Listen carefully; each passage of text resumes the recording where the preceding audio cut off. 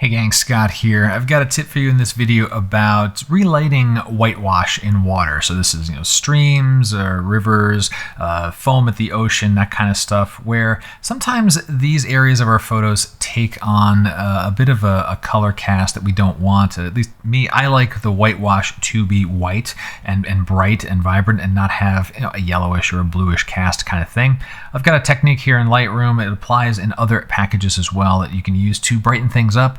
And I honestly don't remember if I've shared this tip before or not. I didn't find something obvious in the video archive here. So if this is a repeat, hey, well, it's a good one because I'm using this technique all the time. And it came up again with this photo here.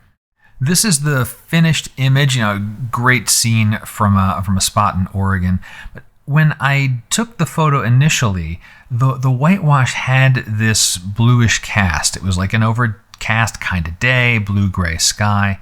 And let me get the one pin, highlight that there, and turn it off and on so you can see what's going on before. So this is before I cleaned up the whitewash. It's got this bit of a bluish color cast to it.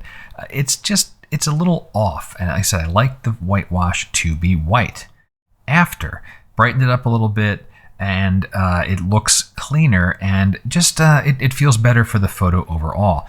So what happened here? How did this get accomplished? The adjustments are very simple. We have a slight increase on temperature. So this had a cool tone to it right before. It had this cool tone to it, countering that with a little bit of temperature and after. And then the second part is desaturating. So not only kind of counterbalancing a cool color with a blend of warm, then just taking color away. And so I ended up with a desaturation of about 35. The number doesn't matter, it's the look on the photo. So if I remove that saturation, you can see, especially on the right-hand side there, there's still quite a bit of that bluish cast. Undo after. Much cleaner, much brighter, just looks better, looks more inviting. The last thing was to mask this so it only affects the whitewash. And I used a color range mask for this. That's I would have thought that a luminosity mask would have done the trick, but color worked better. And I think that's, as you look at, say, like this area here in the photo where there's a bunch of brightness in the whitewash for sure, but there's also spots of brightness all over the moss. I didn't want those affected.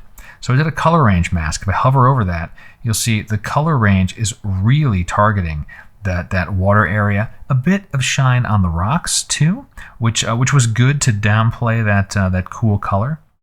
And grabbing that was simple as just taking the picker and dragging over an area of the scene there, like in the whitewash, and then just put it away, and you've got your mask. So that is the story there. So the key thing being, if you've got a cool tone to the water that you want to warm up, a little bit of warmth, take some saturation away, and then craft some kind of mask so you're only affecting the whitewash. A color range mask worked very well. And this could work in the opposite direction too. If you've got something that's a little bit too warm, maybe want to cool it down. But I think for getting that crisp whitewash, the desaturation part of it is the most important adjustment. I hope you found the video helpful and useful. Maybe you can use it on some of your photos. And until next time, my name is Scott Davenport. Have fun.